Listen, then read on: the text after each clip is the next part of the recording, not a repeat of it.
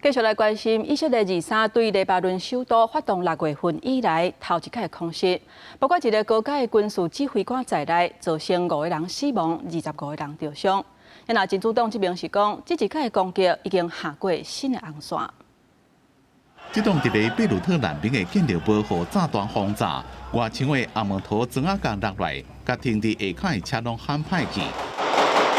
伫救援人员来到现场时阵，现场有听到枪声伫咧赶人，以色列伫咧攻击进程并无发警告。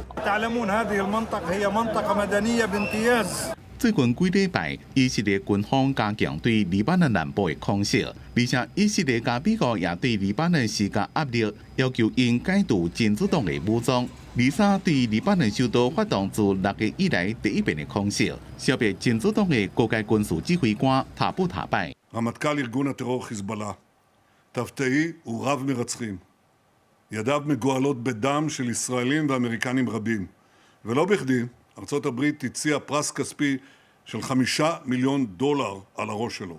לאחרונה הוא הביא לחידוש המאמצים של חיזבאללה להתחמש מחדש.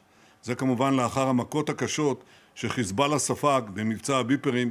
אני מצפה מממשלת לבנון לממש את ההתחייבות שלה.